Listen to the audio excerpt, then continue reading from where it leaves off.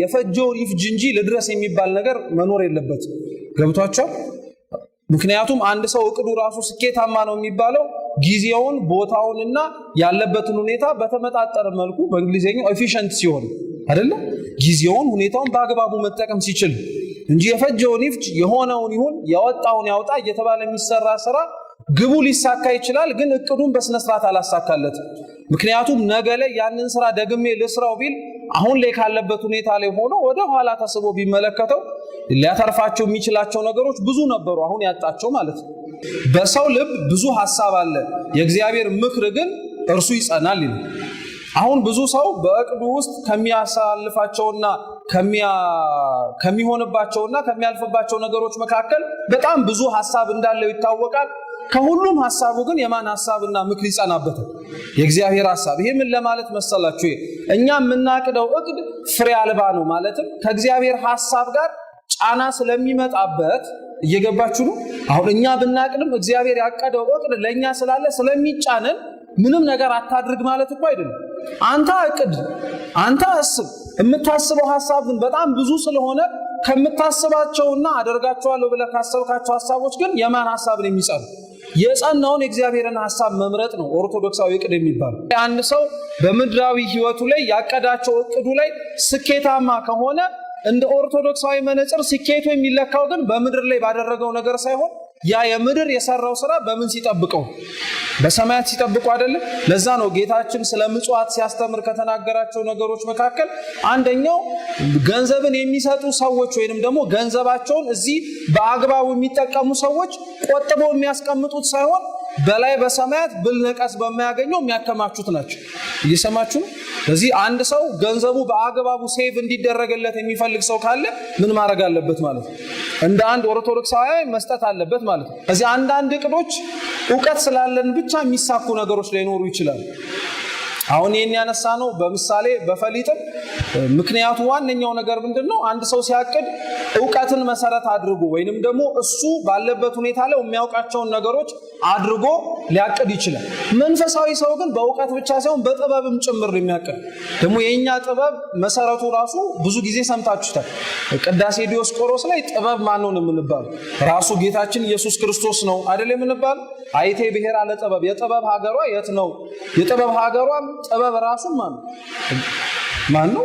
ጌታችን ኢየሱስ ክርስቶስ ነው። በተለምዶ የምናውቀው መጽሐፈ ምሳሌ ምዕራፍ 1 ላይ ቁጥር 7 ያለው ደግሞ የጥበብ መጀመሪያ ማንም መፍራት ነው። ስላወክ ብቻ የምታቀደው ነገር የለም ማለት ነው። አውቀኸው እግዚአብሔርን በመፍራት የምትወው ነገር አለ ማለት ነው። ገብቷቸው? አሁን ለምሳሌ በስራ ገበታችን በህይወታችን ልናቀዳቸው እኮ እንችላለን ከምናውቀው ነገር ጋር ማለት ነው። ግን አቀደናቸው እግዚአብሔርን በመፍራታችን ምክንያት ደግሞ ምን የምናደርገው ነገር አለ እምንተው። እንደው በዚህቹ ጠቆም አድርጌ ልንገራችሁ ክርስቲያኖች፣ እግዚአብሔርን መፍራት ማለት ይቀስፈኛል ያጠፋኛል ብሎ መሳቀቅ ሳይሆን ይሄ ለሱ አይገባውም ብሎ መከልከል ማለት ነው።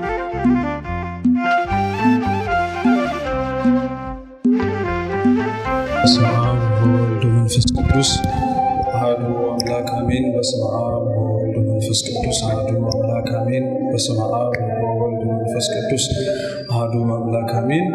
የተወደዳችሁ የተከበራችሁ የልዑል እግዚአብሔር ቤተሰቦች፣ የእናታችን የእመቤታችን የቅድስት ድንግል ማርያም የአስራት የበረከት ልጆች በወደደን ባከበረን በአምላካችን ፍጹም ሰላም እንደምን አመሻችሁ?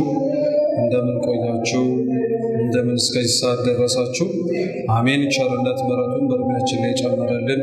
እንደ እምነታችን ማነስ እንደ ምግባራችን ክፋት ሳይሆን በይቅርታው የጠበቀን የአባቶቻችን አምላክ ልዑል እግዚአብሔር ስሙ የተመሰገነ ይሁን።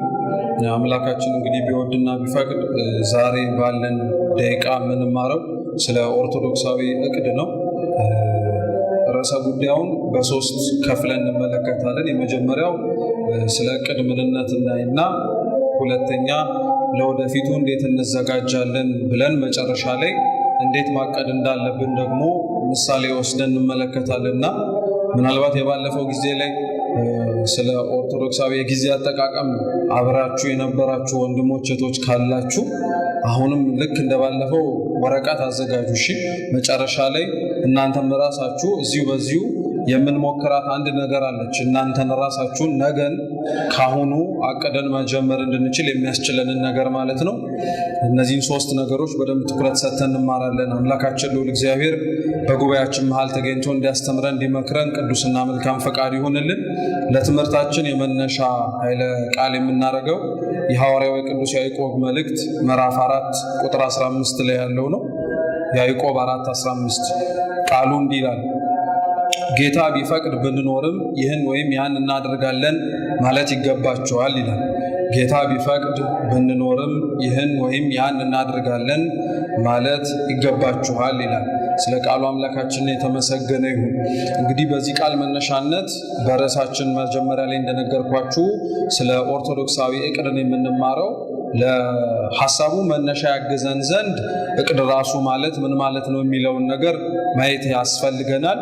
እንግዲህ ዕቅድ የሚባለው የታሰበን ግብ ወይንም ደግሞ ዓላማን ከዳር ለማድረስና ያንን የታሰበውን ነገር መሬት ላይ ወርዶ ተግባራዊ ይሆን ያስችለው ዘንድ አንድ ሰው በአእምሮ የሚያስበው ካሰበው በኋላ ደግሞ ወደ ተግባር ሊያወርደው የሚችለው ነገር ነው።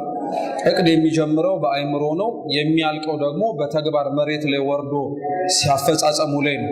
ብዙ ጊዜ ላይ በተለያዩ መድረኮች እንደምትሰሟቸው የዕቅድ አይነቶችን ምክንያት አድርገው የረጅም ጊዜ ዕቅድ አለ፣ ማዕከላዊ ዕቅድ አለ፣ አጭር ጊዜ ዕቅድ አለ ይባላል። እነዚህ መሰረታዊ ሐሳቦች አንድ ሰው ሲያቅድ ከምን ተነስቶ ምን መድረስ እንዳለበት ለማሳየት የምንጠቀማቸው ምሳሌዎች ናቸው።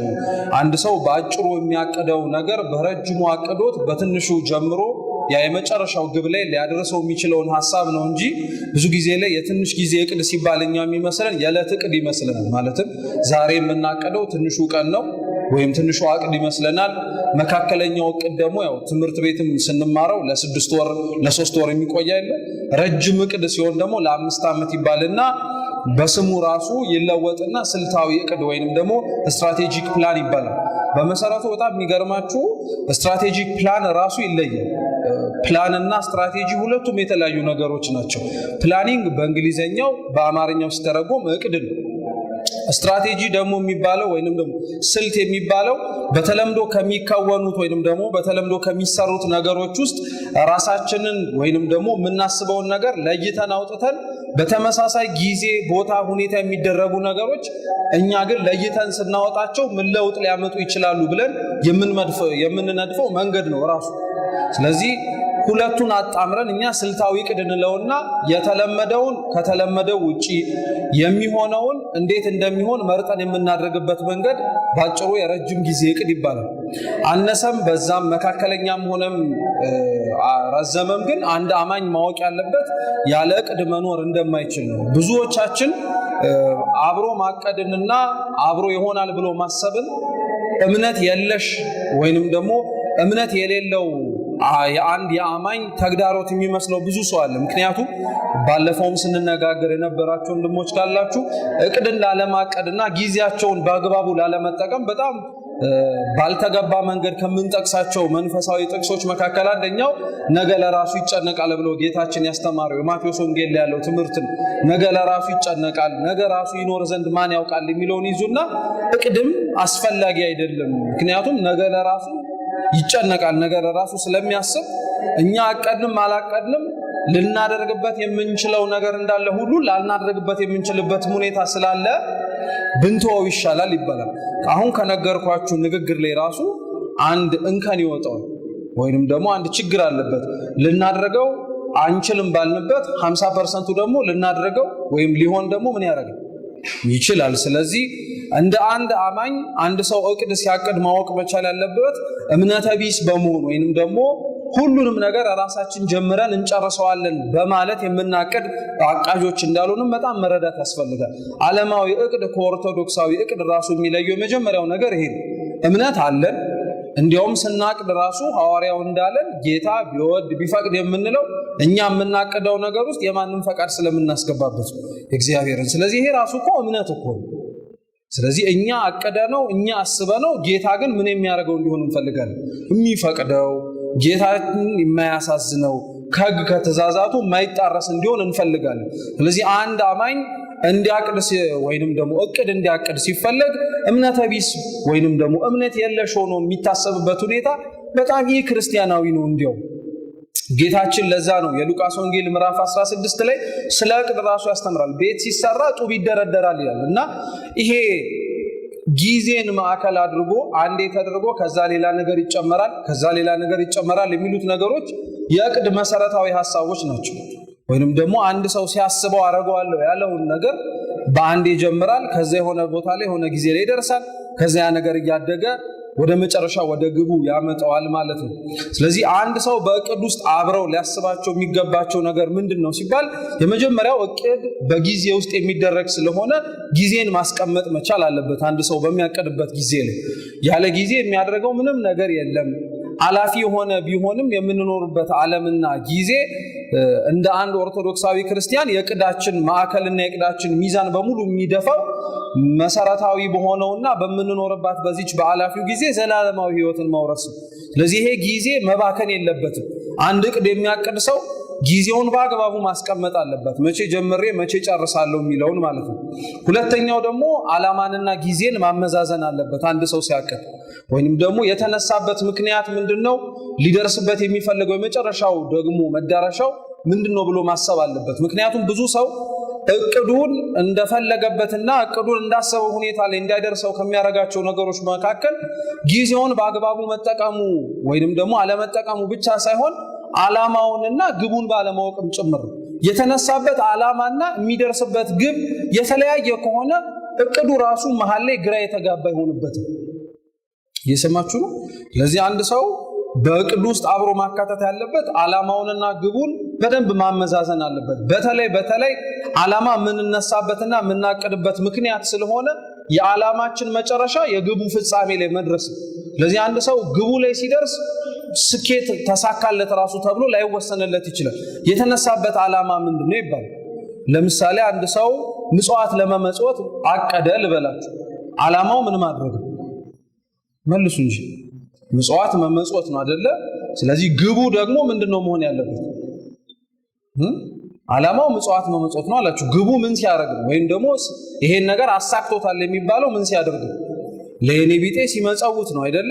አሁን ለምሳሌ ዓላማው ለኔ ቢጤ መስጠት ሆኖ ግቡ ደግሞ ለኔ ቢጤው ሲሰጠው የሚሳካለት የሆነ ሰው ትክክለኛ ዕቅድ እያቀደ ወይም ደግሞ ሚዛናዊ ነው ይባላል። ለምሳሌ ምንም ዓላማ ሳይኖረው ለኔ ቢጤ መስጠት ግን እየበላ የተረፈውን ምግብ ወይ ለኔ ቢጤ ልስጠው ቢል አስቦበት ነው ወይስ እንዲሁ ዝም ብሎ የመጣለት ነገር? መልሱ እንጂ ቅራ ይበላችሁ። ብዙዎቻችን እንደዛ ልናረግ ስለምንችል ሳይሆን ዓላማውና ግቡ ተመሳሳይ መሆን ስላለበት ነው። አንድ ሰው ሲያቅድ ልክ ምጽዋቱ የመጨረሻው ግቡ መስጠት ነው ከተባለ ሲነሳም ሲያቅድም መጀመሪያ የሚያመጣውንና ሐሳቡን ይሳካልኛል ብሎ የሚያስበውን ነገር ዓላማ መያዝ አለበት። ሲቀጥል ደግሞ የዓላማው መሳካት ወይንም ደግሞ ዓላማው ዳር ደርሷል የሚባለው ደግሞ ግቡ ሲፈጸም ብቻ ሳይሆን ያ ግብ ዓላማው ላይ ነበረ ወይ? አሁን በሰንበት ትምህርት ቤት ብቻ ሳይሆን በህይወታችን ያለ ዕቅድ የምንፈጽማቸው ነገሮች አሉ። ያው በሰንበት ትምህርት ቤት ያልኳችሁ ቅርብ ስለሆነ ያለ ዕቅድ የተሰራ ስራ ይባላል አይደል? ያለ ዕቅድ የተሰራ ስራ ማለት አላሰብንበትም ሳይሆን ግን ምኑ ላይ አሳፈርነው እንሰራዋለን ብለን አላሰፈርነውም፣ ግን እንዳመጣጡ ተቀብለን ፈጸምነው ብለን እንደምንናገረው ሁሉ በህይወታችን ውስጥም እንደዚህ አይነት መሰል ነገሮች ይመጡብናል። መሰረታዊው አንድ ሰው ግን ዕቅድን የሚያቅድ ሰው ማወቅ ያለበት ዓላማውንና ግቡን ማመዛዘን ነው። ሶስተኛው አማራጮችን ዘርዝሮ ማስቀመጥ ነው። አንድ ሰው አቀደ ማለት የሚያቅደው ነገር አንድ ሊሆን ይችላል፣ የሚፈጽምባቸው መንገዶች ግን የተለያዩ ሊሆን ይችላል። ለምሳሌ ወደዚህ ወደ ተሰበሰብንበት ቤተክርስቲያን አንድ ሰው በስንት አማራጮች መምጣት ይችላል? ወይም ወደ አፍሪካ ህብረት በስንት አማራጭ መምጣት ይችላል?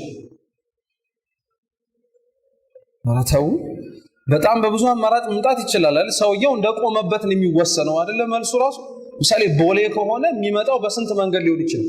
በጣም በብዙ መንገድ፣ በትንሹ በ3 በ4 መንገድ መምጣት ይችላል። ሳር ቤት ከሆነ በአንድ መንገድ ወይም በሁለት መንገድ መምጣት ይችላል። ስለዚህ አንድ ሰው ዕቅዱን በሚያቀድበት ጊዜ ላይ ዕቅዱን ባቀደበት ወቅት የቆመበት ሁኔታ ላይ ሆኖ እዛ ዕቅድ ላይ እንደደርስ ስንት መንገድ ያስፈልገኛል? በተለምዶ አሁን ይሄ ብዙ ሰው ፕላን ሲያደርግ ወይንም ዕቅድ ሲያቅድ ፕላን ኤ ይላል አይደለ? ፕላን ቢ ይላል።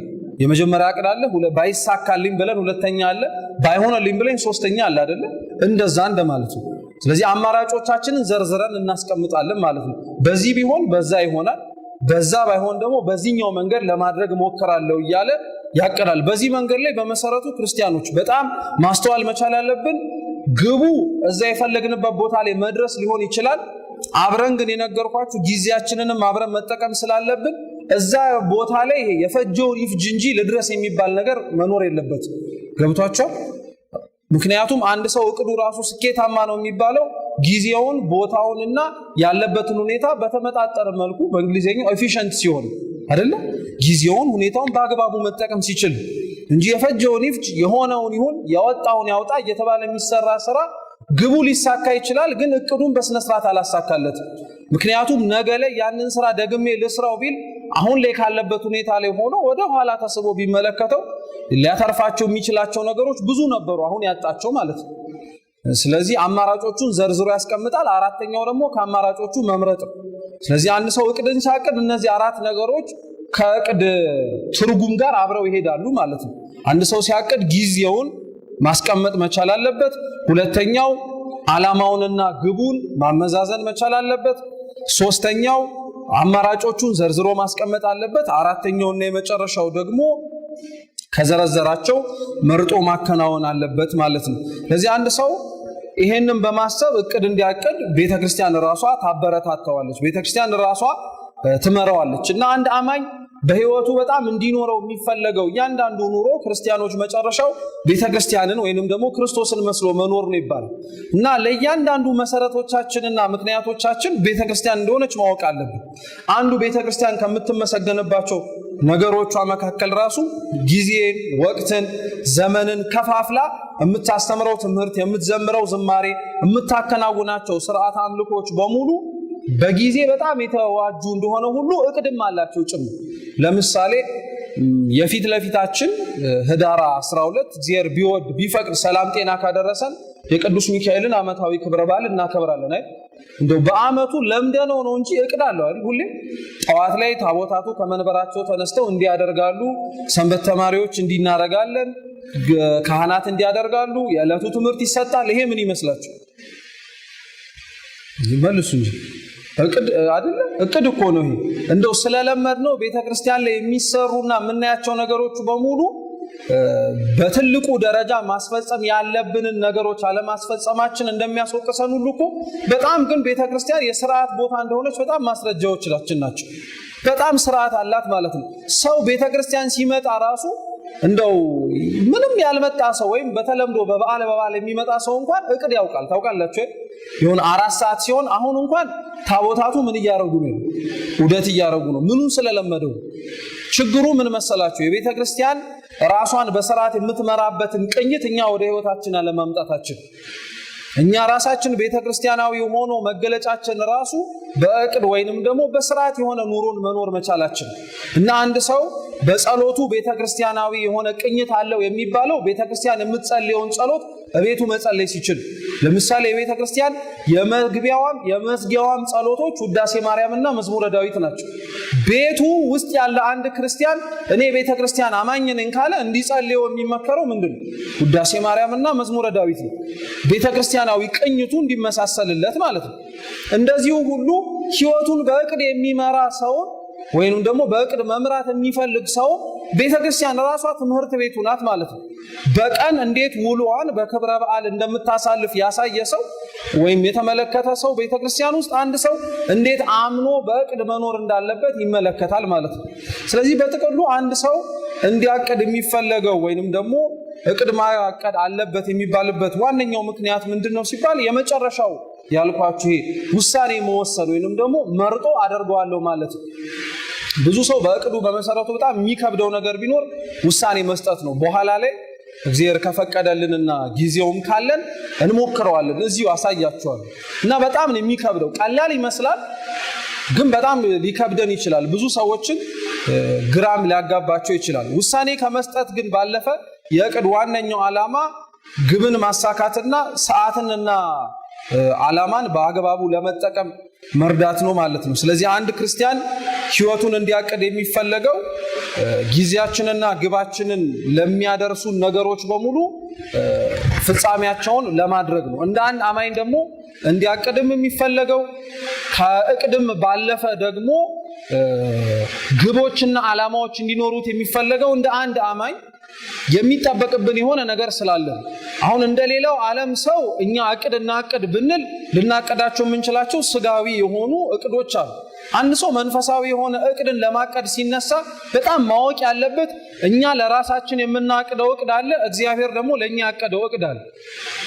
እና ብዙዎቻችን የእቅዳችን ምንጭና መነሳትን መቻል ያለበት እኛ ለራሳችን የምናቀደው እቅድ ሳይሆን እግዚአብሔር ለኛ ካቀደው እቅድ በመነሳት የሚያቀድ ሰው የስኬቱ ውጤታማነት የሚለካው በምድር ላይ ባገኘው ነገር ሳይሆን አስቀድሞ የፈጠረው አምላክ ይገባበታል ይሆንለታል ብሎ ባሳካለት ነገር።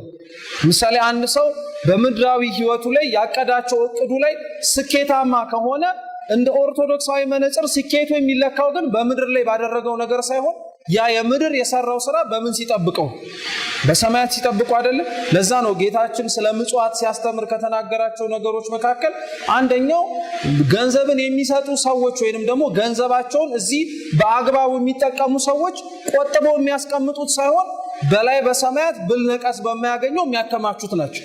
እየሰማችሁ ነው? ስለዚህ አንድ ሰው ገንዘቡ በአግባቡ ሴቭ እንዲደረግለት የሚፈልግ ሰው ካለ ምን ማድረግ አለበት ማለት ነው? እንደ አንድ ኦርቶዶክሳዊ መስጠት አለበት ማለት ነው አይደለም? መመጽወት አለበት በላይ በሰማያት እንዲጠብቀው ማለት ነው። ይሄንን እቅድ ግን እንደ አንድ ኦርቶዶክሳዊ ሰው ልናቅለው እንችላለን እንጂ በፍጹም በምድር ላይ ውጤታማ ሊሆን የሚፈልግ ሰው ቢኖር ገንዘቡን ሁሉንም እየሰጠ እንዲያሳልፈው ሰው የሚፈልገው ምን እንዲያደርገው ከቻለ እንዲያስቀምጠው ነው፣ ከሆነ እንዲቆጥበው ነው፣ ካልሆነ ደግሞ ብሩ መልሶ መምጣት ይችልለት ዘንድ ኢንቨስት እንዲያደርገው ነው አይደል? ክርስቲያኖች በመሰረቱ አላወቅነውም እንጂ ለእኔ ቢጤ መስጠት ኢንቨስትመንት ነው። ተመልሶ እጥፍ አድርጎ መመለስ እና ማምጣት ማለት ነው። ይሄንን ሁሉ አምነግራችሁ ለምንድነው? ዋነኛው ዓላማው አንድ ሰው ሲያቅድ ማወቅ ያለበት ራሳችን ለራሳችን የምናቅደው እቅድ ምን ያክል ከእግዚአብሔር ከኛ ጋር ካቀደልን እቅድ ጋር ተመሳሳይ እንደሆነ ማወቅ አለብን። ይሄንን ለማስረዳት ትንቢተ ኤርምያስ ምዕራፍ 29 ቁጥር 11 ላይ ትንቢተ ኤርምያስ ምዕራፍ 29 ቁጥር 11 ላይ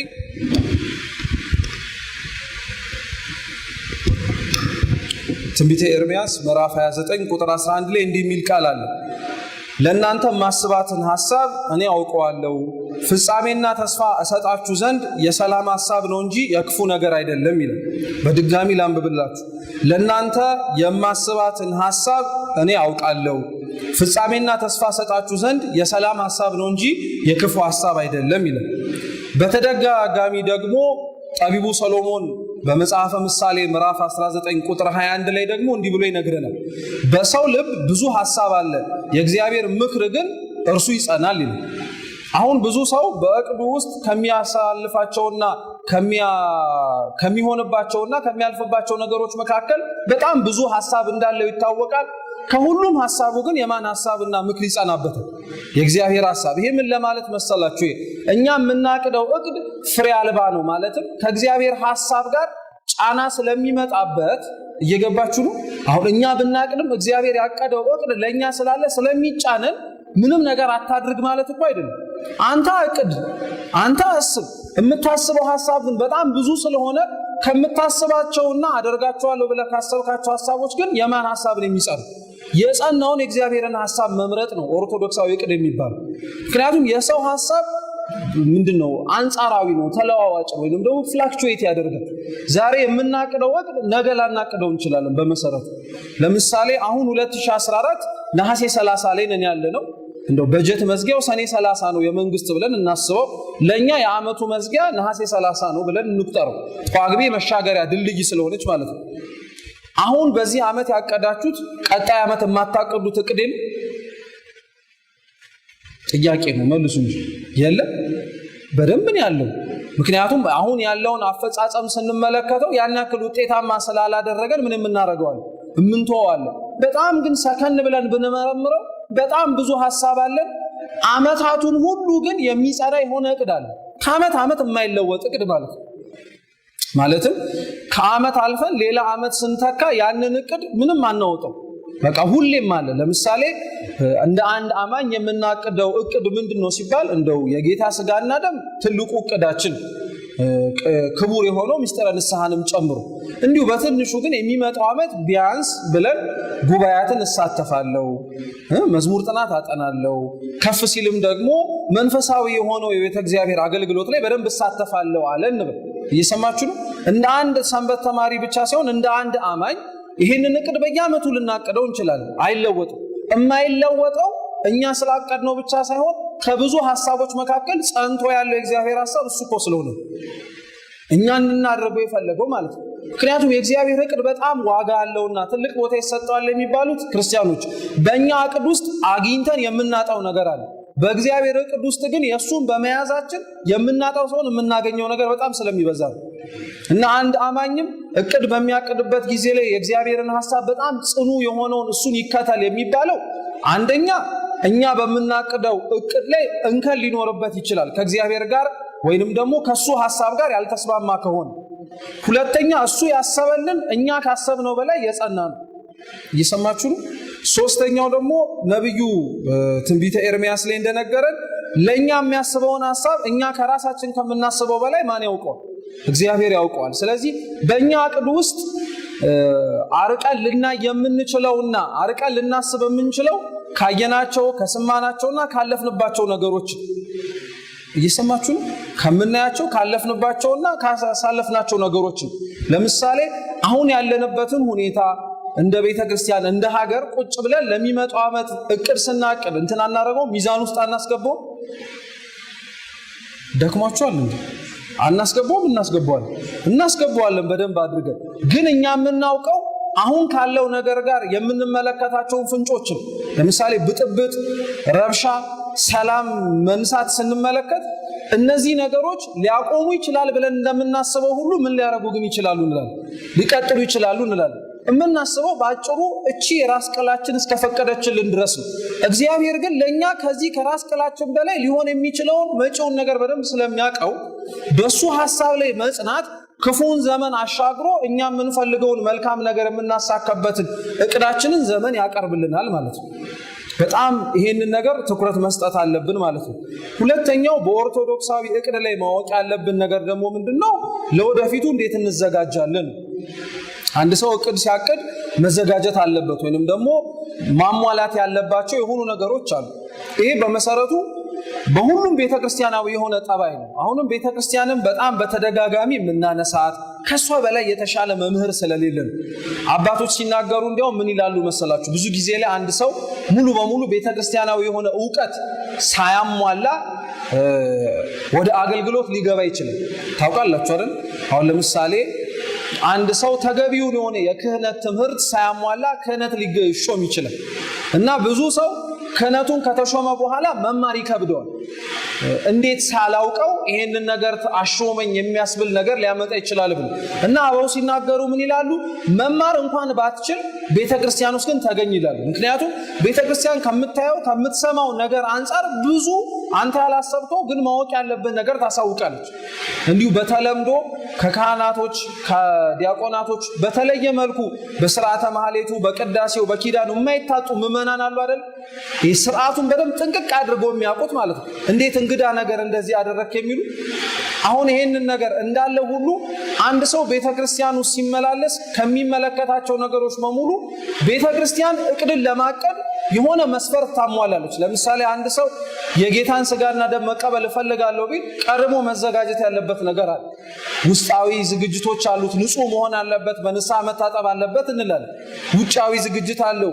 ልብሱን ያዘጋጅ፣ ሰውነቱን ይታጠብ፣ 18 ሰዓት ይጹም፣ ክፉ ነገር ከማሰብ ይከልከል፣ እረፍት ያድርግ፣ ቤተክርስቲያን በጊዜ ይምጣ። እነዚህ ነገሮች በሙሉ ምንድን ናቸው? መጨረሻ ላይ ማሳካት ለፈለግነው ነገር ቀድሞ መሟላት ያለባቸው ነገሮች ናቸው። ስለዚህ አንድ ሰው እቅድ በሚያቅድበት ጊዜ ላይ በትንሹ 5 ነገሮችን ቀድሞ ማዘጋጀት አለበት። አንደኛ በጸሎት መዘጋጀት አለበት። ምንም እንኳን ሰው ለወደፊት የሚሆነውን ቢያስብና ቢያቀድ ቢዘጋጅም መጨረሻ ላይ ግን የሚያደርገው ማን ብቻ ነው? እኛ ስላቀድን የሚሆን ነገር የለም። ታውቃላችሁ አይደል? መጨረሻ ላይ አድራጊም ፈጻሚም ማን?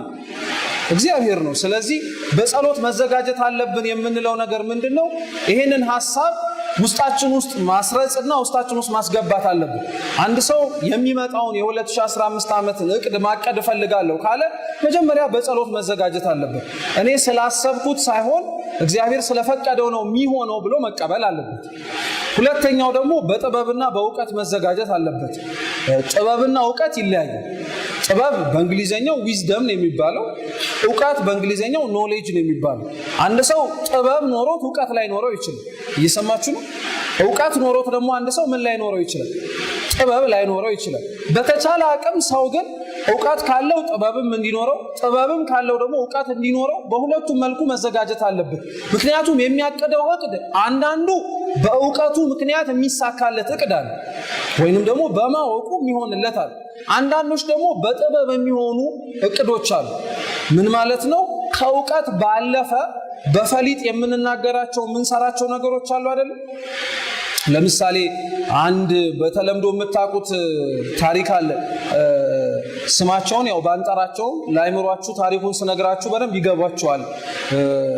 አንድ በጣም የተመሰገኑ የቤተ ክርስቲያን መምህር ነበሩና እንጦጦ ማርያም ስትመረቅ የተዘጋጀው ድግስ ላይ ተጠርተው ሲመጡ እቴጌ ጣይቱ ምንም ሳይሰሩ ይመለከታቸው እና ሲያዩዋቸው ምንም አይሰሩም፣ ዝም ብለው ግን ያሰራሉ።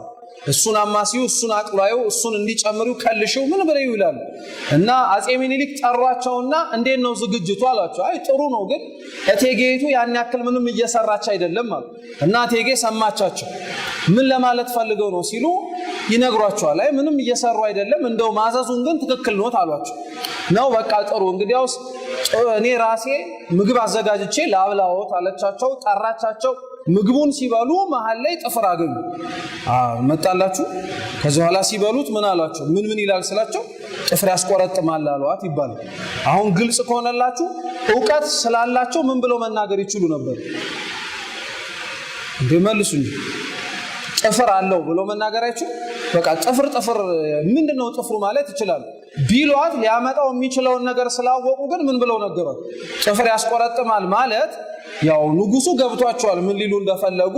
እቴጌ ግን በጣም ደስ አላቸው። እውነትም በቃ ይጣፍጣል ማለት ነው ብለው ሄዱ።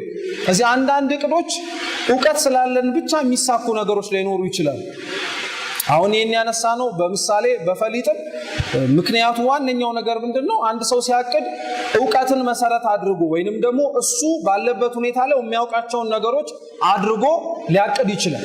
መንፈሳዊ ሰው ግን በእውቀት ብቻ ሳይሆን በጥበብም ጭምር የሚያቅድ ደግሞ የኛ ጥበብ መሰረቱ ራሱ ብዙ ጊዜ ሰምታችሁታል። ቅዳሴ ዲዮስቆሮስ ላይ ጥበብ ማን ነው የምንባለው? ራሱ ጌታችን ኢየሱስ ክርስቶስ ነው አይደል የምንባለው? አይቴ ብሔራ ለጥበብ፣ የጥበብ ሀገሯ የት ነው?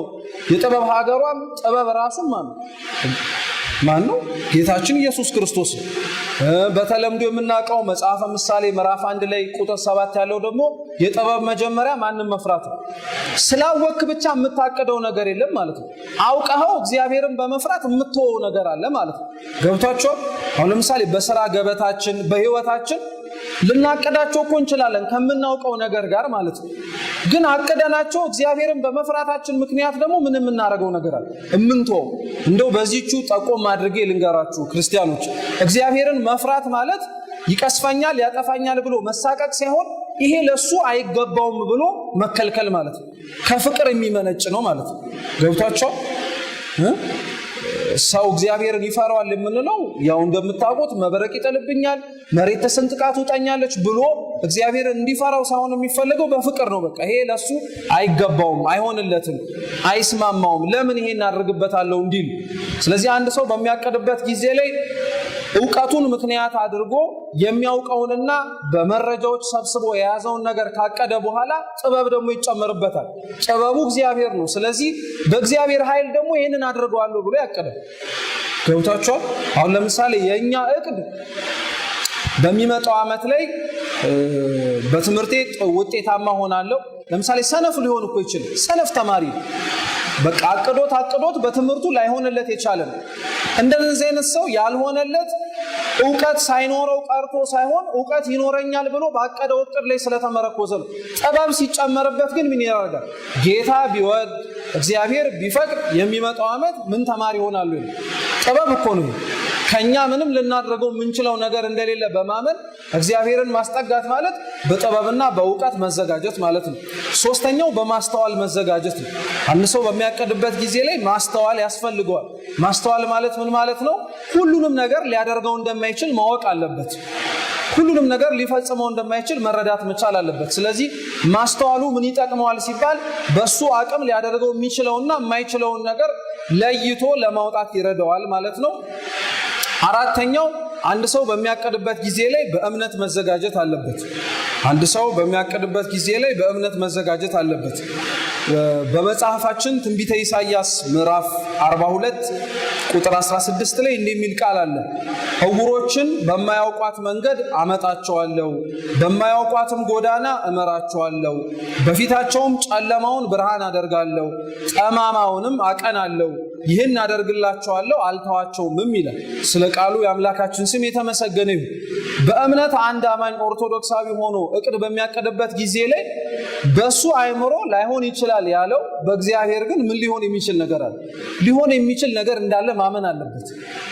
በሱ ድክመት፣ በሱ ስንፍና፣ በሱ አላዋቂነት፣ በሱ አለመቻል ተመርኩዞ እንደሚያቀደው ሁሉ የሆነን እቅድ በዛው ልክ ግን እምነት ሊኖር ያስፈልጋል አንድ ኦርቶዶክሳዊ እቅድ።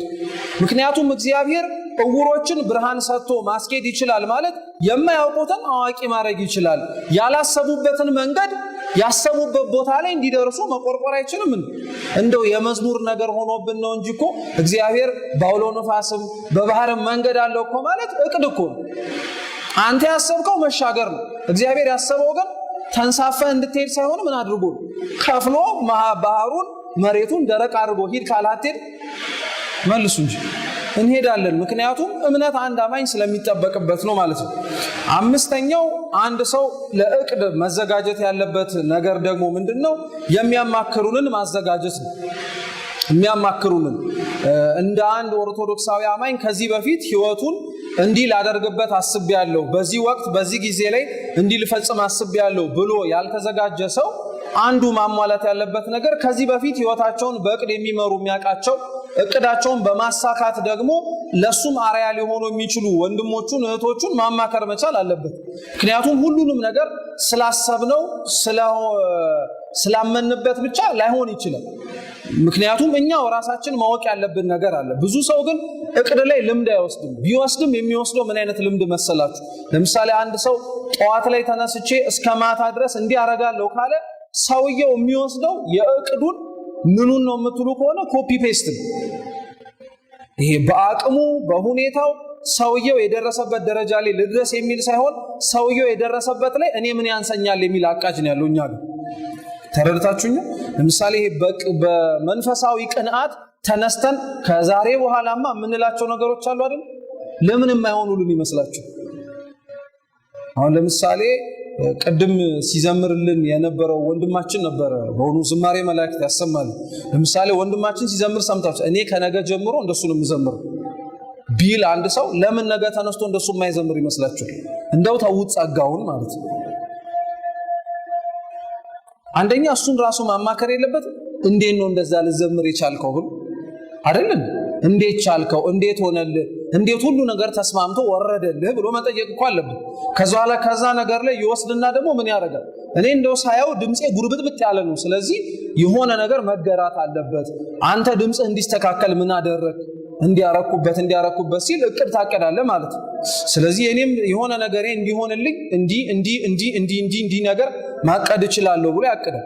በመሰረቱ ይሄንን ባለማወቃችን ምክንያት ክርስቲያኖች ብዙዎቻችን የወንድሞቻችን የእህቶቻችን ጸጋዎች ላይ በጣም የምንቀናና ራሳችን ቢሆንልን ብለን የምንመኛቸው ነገሮች አሉ አይደል? በችሎታ መዳበር እንደሚችሉ ታውቃላችሁ። ለአንዳንዱ ጸጋ ሆኖ የተሰጠው ለአንዳንዱ ችሎታው ሊሆንለት ይችላል። በጊዜ ሂደትና በእቅዱ ቋሚነት የተነሳ በጣም ጥሩ ሊሆን ይችላል። ምሳሌ እዚህ ፊት ለፊታችን ያለው ወንድማችን ካሜራማን ነው አይደል? ተምሮ ተመርቆ እኮ ካሜራማን ሊሆን ይችላል። እሱ ሌላ ሰው አሰልጥኖ ግን ያ የሰለጠነው ሰው ተግቶ መርምሮ አውቆ ወጥቶ ወርዶ እሱ በጸጋ ያገኘውን ነገር ይሄኛው በችሎታ ማዳበር አይችልም። በደንብ አድርጎ እኮ ይችላል። በደንብ አድርጎ ይችላል። አንዳንዱ ሰው በተፈጥሮ ብለን እኛ እንያዘው በተፈጥሮ አይምሮ ብሩህ የሆነለት ሰው አለ አይደል? በትጋት አይምሮን ብሩህ ማድረግ የሚችል ሰው የለም አለ። እንደዛው እኮ ማለት ነው። አንዳንዱ ሰው በተፈጥሮ እግዚአብሔር ሲያድለው በቃ ጸሎተኛ ሊሆን ይችላል ለሁሉም ነገር። አንዳንዱ ሰው እንደዚህ መሆን የሚፈልግ ሰው ካለ ችሎታ ማዳበር አለበት ማለት ነው።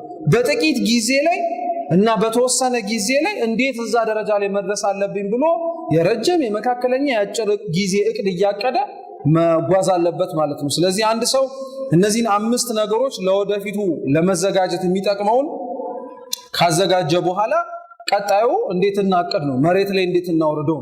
ሁላችሁም ስመለከታችሁ ማስታወሻ ይዛችኋል። ስለዚህ ማስታወሻችሁን አውጡት እና ወይም ማስታወሻችሁ ላይ አዲስ ገጽ ወይም ከጻፋችሁት ማስታወሻ ላይ አንድ መስመር አስምሩና አሁን የምነግራችሁን ነገሮች መጻፍ ትጀምራላችሁ ማለት ነው። ተዘጋጃችሁ? እንቀጥል? አዎ አይበሉ? ጥሩ። ስለዚህ የመጀመሪያው አንድ ሰው በቀን እቅዱ ላይ ቆይ አትጻፉ፣ አሁንም አትጻፉ፣ ቆይ ጻፉ ምላችሁን ብቻ ነው የምትጽፉት። አንድ ሰው ቀናችንን እንዴት እናቀድ ብሎ በሚጠይቅበት ጊዜ ላይ በጣም በውስጡ የሚያስባቸው በጣም ብዙ ነገሮች አሉ። ጥሩ። እግዚአብሔር ቢወድ እግዚአብሔር ቢፈቅድ መስከረም ወር ላይ አደርጋቸዋለሁ ብላችሁ የምታስቧቸውን ነገር ብቻ ሳይሆን 2015 አረገዋለሁ ብላችሁ የምታስቡትን ነገር በሙሉ ጻፉት። ምንም እንዳታስቀሩ። በዓለማዊም በመንፈሳዊም በፈለከው ነገር ብቻ ጻፉ። እንዴ ይሄ በጣም ቀላል ነገር ነው። ምኞትህን ጻፍ ማለት ነው። ምኞታችሁን ጻፉት።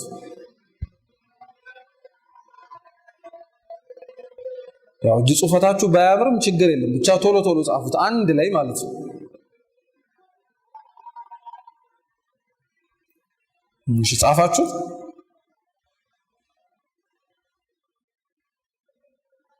ጻፉ አይዟችሁ። በሁሉም በመንፈሳዊም በዓለማዊም 2015 ላይ ማሳካት የምትፈልጉትን ነገር ነው የምትጽፉት።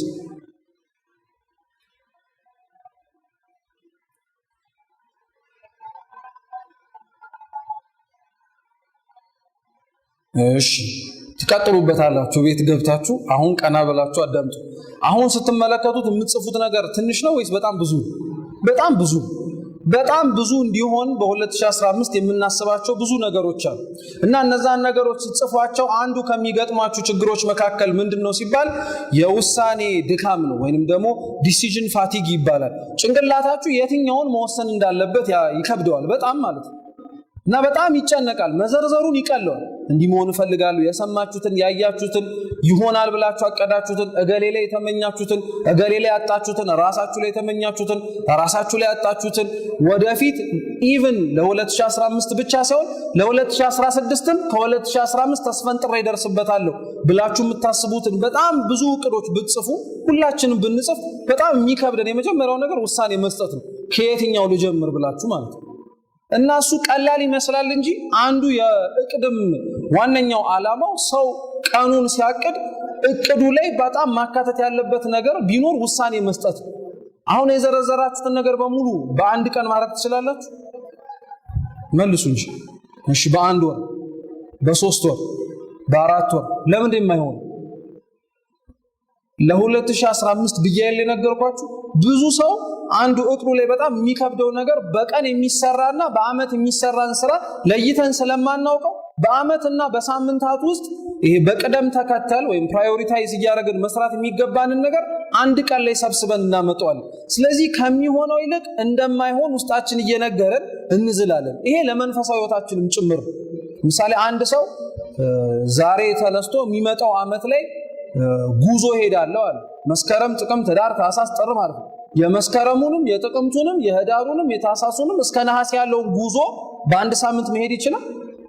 እንደው ክንፍ አውጥቶ ካልበረረ በቀር ወይንም ደግሞ ሌላ እኛም ማናውቀው የሆነ ነገር ውስጥ ካልገባ በቀር አይችልም። ቦታዎቹ ራሱ በአንድ ቀን የማይከዱ ቦታዎች አሉ አይደል? ስለዚህ አንዳንድ ሰው በጣም መረዳት መቻል አለበት። አሁን የዘረዘራችሁት ነገር ላይ በጣም ሰውን እቅድ ለማቀድ የሚከብደው ውሳኔ መስጠት ነው። ስለዚህ ውሳኔ ለመስጠት ያመቸን ዘንድ የምናደርገው ምንድነው? እነዚህ የዘረዘርናቸውን እናረጋቸዋለን ያልናቸውን ነገሮች በሙሉ ለራሳችሁ እነዚህን ጥያቄዎች ጻፏቸው። መቼ እና እንዴት ብላችሁ ጠይቁ። መቼ ነው የምታረጉት? አሁን የዘረዘራችሁትን ነገር በሙሉ እና እንዴት ነው የምታረጉት? እንዴት ማለት ተግባር መሬት ላይ እንዴት ላውርደው። መቼ የሚለው ደግሞ ጊዜን አይደል የሚወክለው። ስለዚህ እነዚህን ሁለቱን ስትጠይቁ አንዳንዱ አሁን ላይ ማድረግ የማትችሉት ነገር አለ። እንዴት ብላችሁ ስትጠይቁ የሆነ የሚጎል ነገር አለ። ለምሳሌ የሚመጣው አመት ላይ ዩኒቨርሲቲ እማራለሁ ካለ አንድ ሰው እና ገና 11ኛ ክፍል ከሆነ መቼ ነው ሊያረግ የሚችለው? 12ኛ ክፍል ተመርቆ ሊወጣ ሲል ነው እንጂ ስላሰበው ብቻ በዚህ ጊዜ ላይ ገብቶ ሊያረገው የሚችለው ነገር አይደለም። ኦርቶዶክሳዊ ስንሆን እንደው ለስራችን ለዓላማችን ብቻ አረግ ነው እንጂ መንፈሳዊ የሆኑ ቅዶቻችንም እንዲሁ ነው የሚታቀዱት። በአንዴው ጸሎተኛ አትሆኑም ሲባል በአንዴው የስግደት ህይወት አይዳብርም፣ በአንዴው የምጽዋት ህይወት አይዳብርም ሲባል የማይዳብር ሆኖ ሳይሆን እንዳይዳብር የምናደርገው እኛ የምንፈጽምበት መንገድ። አንድ ሰው ከመሬት ተነስቶ ልብሱን ወደ መስጠት አያድግም። እየሰማችሁ የሚጀምረው ከምንድን ነው ሲባል ከሳንቲም ወይንም ደግሞ ካለው ነገር ላይ አካፍሎ ከመስጠት ይጀምራል።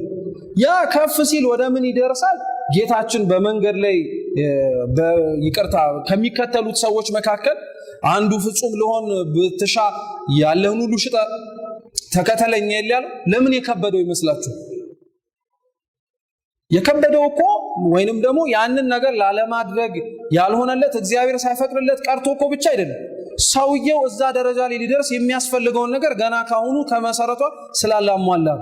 ስለዚህ አሁን በጣም እንዲሁ የእቅድ አልባ ውሳኔዎቻችንን እንገራችሁ። ለምሳሌ ክርስቲያኖች በተለያዩ ቦታ ላይ ነው በረከታቸው ይድረሰን ሰማዕትነት ሲቀበሉ አንዱ የምንመኘው ምን መሆን? ኧረ ተው ነውር ነው፣ ዝምማ ተው። ሁላችንም ምን አለ ሰማዕት ባረገኝ አንል ለምን አንሆን? እግዚአብሔር ስላልፈቀደ ብቻ ሳይሆን ቆርሶ መስጠትን ገና ያለመደ ሰውና ልብሱን 5-6 ደርድሮ ሁለቱን ማካፈል ያልሰጠ ሰው እንዴት አንገቱን ይሰጣል? ይፈራል፣ ይንቀጠቀጣል፣ ወደ ኋላ ይሳባል ማለት ነው። ገብቷቸው? ስለዚህ ጊዜ ማለትም ደግሞ ልምምዶች አዳብረዋቸው የምንፈልጋቸው መንፈሳዊ ህይወቶች ላይ ስለምንደርስ መቼና እንዴት የሚሉት ጥያቄዎች ለአንድ እቅድ አቅደን ውሳኔ ለመስጠት ይረዱናል ማለት ነው። ሁለተኛው አሁን በጻፋችሁት ወረቀት ላይ እግዚአብሔር ቢወድ ቢፈቅድ ነገ ጳጉሜ 1 ምን ማድረግ ትፈልጋላችሁ? ጻፉት። 3 ነገር ጻፉ። ነገ ማድረግ የምትፈልጉት 3 ነገር ነገ ማድረግ የምትፈልጓትን ብቻ ከጠዋት 12 ሰዓት እስከፈለጋችሁት ሌሊትም ይሁን ብቻ ማክሰኞ እንዳይገባ እየጻፋችሁ ነው። ግን ከኋላ ያላችሁት በብርሃኑ ስለማትታዩኝ ማለት ነው።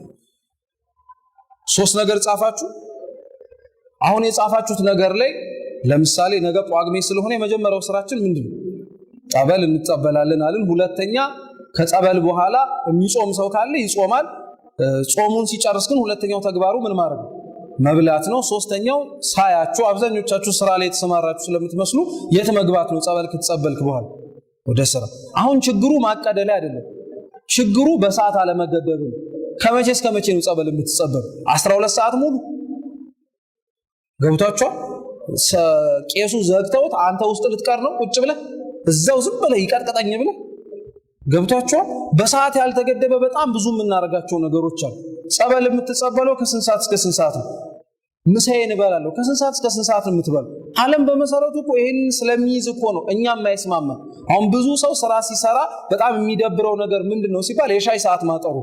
ምክንያቱም ስራ የሚሰራ ሰው ከስንት ሰዓት እስከ ስንት ሰዓት ነው ምሳ ሰዓት? ከ6 እስከ 8 ብለን እንያዝለት። በ2 ሰዓት ግን እንደው አብዝቼላችሁ ነው እንጂ ላይሆን ይችላል። በጣም ይሄማ ልጥጥ ያለ ነው። ቤታችሁ ደርሳችሁ ልትመጡ ትችላላችሁ። ግን እንደው 2 ሰዓቱ ራሱ ለምሳ የማይበቃው ለምንድን ነው? በቃው ዝም ብሎ መብላት ስለሚፈልግ እኮ። እኔ ምንም ምሳዬን መብላት የምፈልገው ሪላክስ አድርጌ ነው እያሰብኩበት ቀስ ብዬ የተጫወትኩኝ የሚለው ምሳ መብላቱን ይፈልጋል። ግን በምን ስለማይገድበው? በሰዓት ስለማይገድበው። ስለዚህ ብዙዎቻችን እቅዳችን ውስጥ አሁን የጻፋችሁትን 3 ነገር አብራችሁ እስቲ ከጎኑ እቤት ስትገቡ ሰዓት አስቀምጡልን። ምሳሌ የሥራ ሰዓታችሁን ታውቁታላችሁ፣ መቼ ገብታችሁ መቼ እንደምትወጡ፣ የምትበሉበትን ሰዓት ታውቁታላችሁ እና የሚፈጅባችሁንም ሰዓት ማለት ነው። ከዛ በተጨማሪ ደግሞ ለጠበል እዚህ አካባቢ ላይ ያለው ምዕመን ብዙ ስለሆነ ስንት ሰዓት ብመጣ ስንት ሰዓት ተጸብዬ ጸሎት አድርጌ እሄዳለሁ የሚለውን ነገር ዝም ብላችሁ በስፋት 40 ደቂቃ ይበቃዋል አንበል። እሱን የሚያዳክመን በመሰረቱ ለጸሎቴ ይሄን ያክል ደቂቃ ይበቃዋል፣ ለእንትን ይሄን ያክል ደቂቃ ይበቃዋል፣ ለእንትን ይሄን ያክል ደቂቃ ይበቃዋል እያልን ስንከፋፍለው እኛ ራሳችን ማሳካት የምንችለው የቀን ውሏችን 2 ሳምንት 3 ሳምንት 4 ሳምንት ለዓመት የምናደርጋቸውን እቅዶች ታማኝ ሆነን እንድንቀጥል ያድርጋል። ብዙ ሰው ዓመቱ መስከረም ላይ የሚያቀዳቸው ብዙ እቅዶች አሉ። ስፖርት ገባለሁ፣ ሰውነቴን የአካል ብቃት እንቅስቃሴ እንትን አደርጋለሁ፣ ከአባ ጋር በየሳምንቱ ነው የምገናኘው። እነዚህም በሙሉ ማናሳካቸው ውሳኔ መስጠት ስለሚከብደን ብቻ ሳይሆን ሰዓትም ጭምር ስለማንገድብለት ነው። ስለዚህ የጻፋችሁት 3ቱ ነገር ላይ ከጎኑ ሰዓት ታስቀምጡበትና ነገ ላይ ልክ ያንን ነገር ስታሳኩት ከጎኑ ልክ ስልካችሁ ላይ ቱዱ ሊስት አለ አይደል? ልክ እሷን ቲክ ስታደርጉት ለራሳችሁም የሆነ ነገር አኮምፕሊሽ እንዳደረጋችሁ እንደተሳካችሁ ስለሚሰማችሁ ነገ ላይ ለማቀድ አትሰሰቱ። ነገ ላይ ሰዓታችሁን እንዴት መጠቀም እንዳለባችሁ አትዘናጉም ማለት ነው። የመጨረሻው ደግሞ ማንጸባረቅ ነው። አንድ አማኝ እንዲያንጸባርቅ ይፈልጋል። ምን ማለት ነው? ቀን ውሎ ላይ አሳካቸዋለሁ ብሎ ያሰባቸውን ነገር ያቀዳቸውን ነገር አሳክቷቸዋልም አላሳካቸውም ቁጭ ብሎ ማሰብ መቻል አለበት። አሁን 2014 ላይ ክርስቲያኖች ጳጉሜ መሸጋገሪያ ናት ስትባል የጾም፣ የጸሎት፣ የስግደት፣ የምጽዋት ለመጪው ዓመት እግዚአብሔር አምላክ ያችን ወቅት ምክንያት አድርጎ በምህረቱ መጪውን ዓመት እንዲባርክልን የምንማጸንበት ነው። ያ ብቻ ግን ሳይሆን በዚህ ዓመቱ ላይ እንደ አንድ መንፈሳዊ ሰው አቅደን ያላሳካናቸውን ነገሮች ቁጭ ብለን ራሳችንን የምንመረመርበት ጊዜ ነው። ይሄ በሌላ አማርኛ ምን ይባላል መሰላችሁ? አንድ ሰው ወደ ገዳም ሲሄድ ከሱባኤ ከሚይዛቸው መንገዶች መካከል አንደኛው አርምሞ ነው አይደል? አርምሞ ዝምታ ነው አይደል? ለምንድነው ሰው ዝም የሚለው? እግዚአብሔር እንዲያዋራው ነው መጀመሪያው። ምክንያቱም ብዙ ጊዜ እኛ ነን የምናወራው እሱን ለመስማት ጊዜ ስለሚያጥረን ማለት ነው። ሁለተኛው ዝም እንዲል የሚያደርገው ወይንም ዝም እንዲል የሚመከርበት ምክንያት ኮንተምፕሌት ማድረግ እንዲችል፣ ማንጸባረቅ እንዲችል፣ ራሱን ተመልሶ መመልከት እንዲችል፣ በሰማቸው በእግዚአብሔር ቃላቶች ያልኖረባቸው የእግዚአብሔር ትእዛዛቶች ተመልሰው ራሱን እንዲመለከት ሲያደርጉት ለምን ያንን የፈለገውን ነገር እንዳልሆነ አሁን ላይ ሆኖ መረዳት ይችላል። እየተረዳችሁ ይኖሩ። ስለዚህ አንድ አማኝ ይሄንን ነገር በደንብ ማድረግ አለበት ማለት ነው። እንግዲህ መጽሐፍ ቅዱስን ለሚመለከት ሰው እነዚህ ነገሮች በሙሉ እንግዳ ነገሮች አይደሉም። አንድ ሰው እቅድን ምክንያት የሚያደርገው እግዚአብሔር እቅድን ምክንያት አድርጎ የሚሄድ አምላክ ስለሆነ ብቻ ሳይሆን ቅዱሳንም ለእኛም ቅርብ የሆኑንና ከእግዚአብሔር የሚያማልዱን ወዳጆቹም ጭምር የእቅድ ሰዎች ስለሆኑ እንግዲህ መጽሐፍ ቅዱስን ለሚያነብ ሰው በተለያየ ሙያ የተለያዩ ሰዎችን ያውቃሉ። ለምሳሌ በአመራር ማንን የምታውቁት? ማን ነው በጣም ጥሩ አመራር የሚባለው? ኧረ ተው፣ ሕዝበ እስራኤልን ያወጣው ማን ነው? ሙሴ ጥሩ አመራር ነው ይባላል አይደል? በጣም ጥሩ የሆነ የትዕግስት ሰው የምታውቁት ማን ነው? አባታችን ኢዮብን ነው አይደል? በጣም ጥሩ የእቅድ ሰው ደግሞ አባታችን ቅዱስ ዮሴፍ። ዮሴፍ በጣም ጥሩ የእቅድ ሰው ነበር። ኦሪት ዘፍጥረት ምዕራፍ 41 ከቁጥር 13 እስከ 40 ኦሪት ዘፍጥረት ምዕራፍ 41 ከቁጥር 13 እስከ 40 ላይ ስትመለከቱ ዮሴፍ በጣም የእቅድ ሰው ነው። እንደውም በጣም እቅዱን እንዴት እንዳሰናሰለው ስትመለከቱ ልክ ከግብጽ በኋላ ያለውን ህይወቱን ብቻ ተመልከቱት። ግብጽ ገባ፣ ወህኒ ቤት አይደለም? ወደ ወህኒ ቤቱ እናሳጥረው ጲጢፋራን እናውጣውና ማለት ነው። ወህኒ ቤት ገባ። ወህኒ ቤት ከገባ በኋላ ሁለት የጠጅና የእንጀራ አሳላፊዎችን አገኘ። ህልም አለሙ፣ ነገሩት፣ ህልሙን ፈታላቸው። ምን ብሎ አቀደ? አንተ እንዲህ ትሆናለህ፣ አንተ እንደዚህ ሆነው፣ አንተ እንዲህ በሆንክበት ጊዜ ላይ የጠጅ አሳላፊውን በኋላ ማንን አስበኝ አለ። እየሰማችሁ ነው? እኔን አስበኝ አለ። እንዳለው ተፈጸመ። ያ ጠጅ አሳላፊ ሄደ። ፈርዖን ደግሞ በሆነ ጊዜ ላይ መልሶ ምን አየ? ህልም አየ። ህልም ካየ በኋላ ህልሙን ሊፈቱለት የሚችሉትን እዛው ዙሪያ ላይ ያሉትን ሰዎች ሰበሰበና ፍቱልኝ አለ። አልቻሉም፣ አልሆነላቸው። ያ ጠጅ አሳላፊ ሰማና ማን ይፈታልሃል አለ። ዮሴፍ ይፈታልሃል አለው። ቅዱስ ዮሴፍን ከወህኒ ቤት አወጡት። ከዛ በኋላ ህልሙን ፈተው። ህልሙን በደንብ መርምረነው ከሆነ የእቅድ ህልም ነው ያለመለት አይደለ? 7 የረሃብ ዘመን ይመጣል፣ 7 የጥጋብ ዘመን ይመጣል። በጥጋብ ዘመናቱ ላይ ጎተራህን ሙላ እንዲያድርግ በጥጋብ ዘመኑ ላይ እንዲካረክ የረሃብ ዘመኑ ምን ታረጋዋል? ትሻገረዋለህ። ከዚህ በላይ ምን እቅድ አለ? እንደውም በጣም የሚገርማችሁ የመጨረሻዎቹ ቁጥር 40 41 ስታነቡ ፈርዖን ራሱ ተደንቆ የሾመበት ዋነኛው ምክንያትና ዮሴፍን የግብጽ እንደራስ ያደረገው በእቅዱ ምክንያት እኮ አንተ በጣም ጥሩ እቅድ አቅደሃል፣ ይሄንን ክፉ ዘመን እንዴት መሻገር እንዳለብን ጠንቅቀህ ተረድተሃል ማለት ነው። ስለዚህ አንድ አማኝ ያለንበትን ክፉ ዘመን የሚሻገረው እምነቱን በእግዚአብሔር ላይ አድርጎ እግዚአብሔር የወደደለትንና የፈቀደለትን ነገር እሱም ወዶና ፈቅዶ ተቀብሎ በየዕለቱ በየጊዜው በየሰዓቱ ወዳሰበለትና እግዚአብሔር ወዳቀደለት ዓላማ ተመልሶ መግባት ሲችል ነውና ሁላችንም ያንን የእቅድ መሰረት ይዘን 2015 እና መጪውን ዓመታት እግዚአብሔር አምላክ ፈቅዶ ወዶ የሚያሳየንን ክፉን ዘመን የምንሻገርበት እኛም በዓለሙ ላይ ሰልጠነን የምንታይበትን ምክንያት እቅድ መሆኑን አውቀን እንደ ዓለማዊ ሳይሆን እንደ ኦርቶዶክሳዊ ሰው እቅድን አቅደን በእቅዳችን ደግሞ ስኬታማ ለመሆን አምላካችን ቅዱስ እግዚአብሔር ይርዳን። ያስተማረን የመከረን የገሰጸን አምላካችን ስሙ የተመሰገነ ይሁን። በተማርነው ፍሬ እንድናፈራ ይርዳን። ለው በነጠበው ተቀምጣችሁ በመንፈስ በምትማሩ በእናንተ በሁላችሁ የሚታረም የሚስተካከል ይሁን። ወስብሐት ለእግዚአብሔር።